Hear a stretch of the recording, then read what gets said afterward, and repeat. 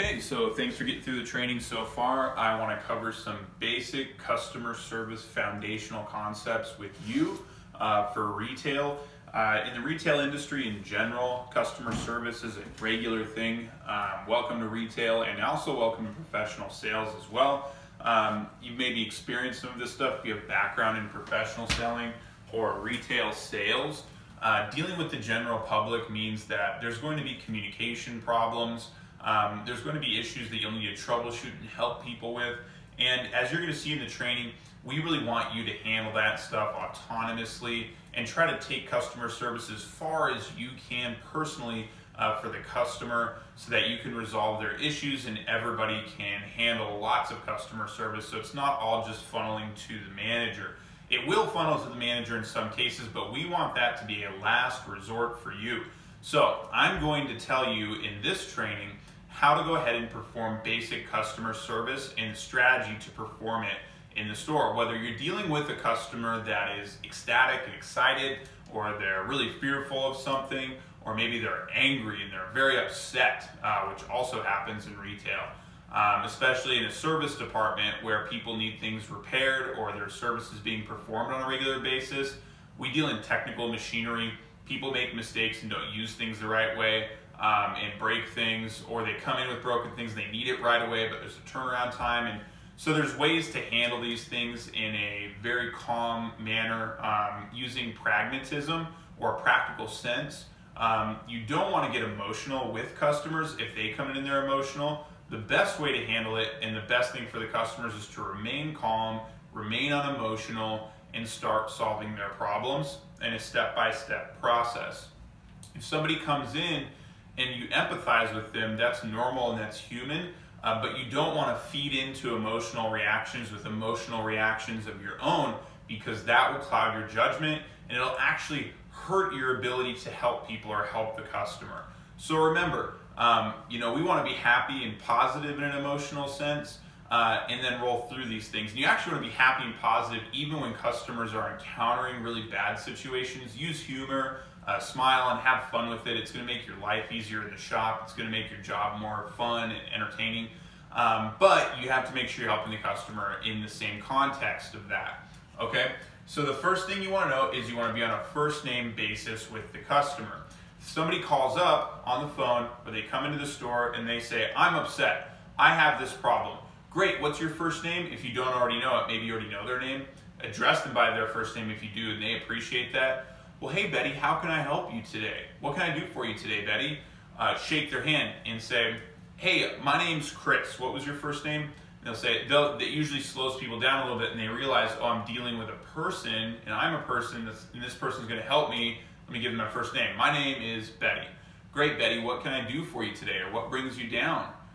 It brings in a personal touch, and people appreciate that. They appreciate being addressed by their first name. A lot of people actually don't like being called ma'am or sir or ma'am, how can I help you today? It's like they're just a number or a thing or something. You want to get their first name and say, "Hey, Betty, I'm Chris. How can I help you today?" And then you want to use their first name through the process, okay? Listen to them and take notes, okay? They're going to start telling you things, and you need to be attentive. Make eye contact, nod your head, and be quiet. Do not interrupt the customer. Just let them tell you what's going on, what they're looking for, or what they need, and have your notepad on you. We have lots of notepads in the shop. I require that you use the notepad for high quality customer service, because if people see you taking notes especially, you want to do it while you're on the phone with people, of course. As soon as you answer the phone, you want to have a notepad right by you so that you're gathering information. You don't want to be in a scenario where you have to tell people, "Oh, hold on a second, let me write that down. Oh, hold on a second, that's too much information." Because then you're interrupting them and it's slowing down the process, and they're going to feel like, "Oh man, I don't know if this person can help me." It makes you look kind of incompetent. So make sure you have a pen and notepad on you at all times so you can immediately start taking notes and recording information. Even if you have a picture-perfect memory, you want to make sure that as soon as people are trying to tell you things they need help with, that you're showing them you care by writing the information down, okay? And don't interrupt them. Listen to the information, write it down, nod your head, make eye contact, and let them all come out. and don't give emotional reactions to people. Even in your body language, you need to stay calm. You don't want to open your eyes and open your mouth and then put your hand over your mouth and people are telling you things, because what you're doing is you're exaggerating their feelings around something that actually might be a simple thing for you to fix for them. You want to remain calm, be professional, because you're going to reassure them and take full accountability, okay? Confirm the information they tell you. After they've told you the information you're recording, you want to say, okay, let me just make sure I've got this right. You're stating blah, blah, blah, or blah, blah. You're saying that this happened, this thing and this thing. Or you're waiting on this piece of merchandise for a special order. Or you need this machine repaired that has these problems. Let me just make sure I got that correct. If they correct you or they give you new information, you need to jot that down. Then, after you confirm information, agree to understand and take full accountability. You need to agree to understand to the information they tell you, okay? And this is a very key factor, because many times people may call and just say, I want to speak to the manager. Great, I can definitely help you with that. What was your first name? My name is Chris. Great, Chris. And what kind of information are you calling about today? What's going on today, Chris? Just ask them what's going on today, so I can get the manager's attention. Or the manager's tied up right now, why are you calling? Just so I can make sure they get right back to you. What is it? Why is it you're calling? Confirm the information. Agree to understand, okay? Get the information, confirm it, and then you're going to agree to understand the customer. If I was in your shoes, I would totally understand, and I totally agree. I totally understand how you feel. I agree with that. Because if you were them, you would feel the same way. So you can agree to understand to everybody and empathize with everybody. I totally agree with you. I understand what you're saying. And this is after you've confirmed the information. So you've already got the information, and you've confirmed what it means. Now you can agree to understand, and they will feel confident you fully understand because you already confirmed it with them. I totally understand why you want to talk to the manager, and I agree. You should have had this product maybe weeks ago, or your machine should already be working for you. What I want to do is go ahead and help you out with this. I'm going to go ahead and gather some information, okay? I'm going to verify information to facts, okay? Ask for more information and clarity at this point, all right? I'm gonna go ahead and help you out with this today. I totally understand where you're coming from. I agree with you for these reasons. Take full accountability. I'm gonna go ahead and help you out with this today. What kind of machine was it? Or what kind of piece of merchandise was it? I just want to clarify that real quick. Or maybe what machine was it you were looking to purchase again? I just want to clarify it was this thing. You're actually confirming information in two different segments here with an agreement to understand and taking full accountability in the middle, all right? So you got to verify a couple different times there. Now you're going to go and verify information to facts. Verify information to facts. Whatever the information the customer gives you doesn't necessarily mean that that information is 100% true all of the time for various reasons. It's not that customers are malicious or that buyers are liars or whatever. It's just that people get confused. There's lots of different information out there. There's a lot of tongue-in-cheek things that get said and people think they heard something or interpreted it a different way. There's interpretation. So you always verify information to facts. Do Google searches, look in our own internal areas like our point of sale system, our Google Drive, our Google Calendar, and we're going to do a training on that. And you're going to see how to use our systems to verify facts.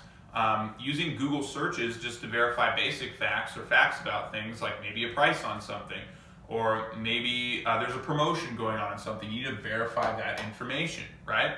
You can use YouTube to watch YouTube videos and say, okay, this is the right way to do something, and I verified that.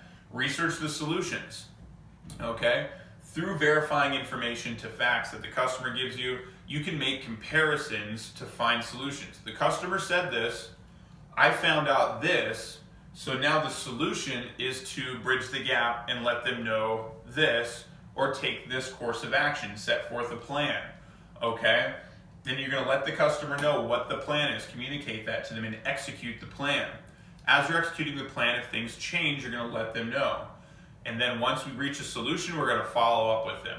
Even if it's a short cycle and a customer comes in and says, my machine is supposed to be done today, I was told it would be done, what's going on? You look it up, okay, it is scheduled for today, and so they're actually looking at it today and it's on the repair bench. And they say, oh, Okay, thank you for looking into that for me, because you found the information, you verified what they said to the actual facts, like the target date on a repair claim, for example. Then you're going to follow up. You already executed. That's a very short cycle of customer service, and you just asked them, was there any other questions you had about your repair, or did I answer everything okay? That's a follow-up. Long cycle customer service may require follow-up in the form of email or a phone call, where there's a problem where you actually had to go out and find information. They actually had to leave the store because maybe your research is going to take so long, or you have to source something from a vendor like parts or things, or get a technician to fix something, or a teacher to teach something. And you're going to have to go ahead and schedule those things out, make sure that those things happen and execute. Then you should send them a follow-up email and say, hey Betty, you came to the store the other day and asking about the delivery of your part. I spoke with our inventory person. They said that they did get it in stock, and I just wanted to make sure you picked it up because I didn't see it in the pickup bin the other day, but it was there, so I just want to make sure you picked it up. And they're going to email back and say, yeah, it was great. You guys are great. And you actually sent me a follow-up email. How amazing. Thank you so much. So remember these key points here. We're actually going to cover these a little bit more in depth with some more in-depth training on customer service. Good luck on the test, and congratulations, because you're going to become a customer service expert.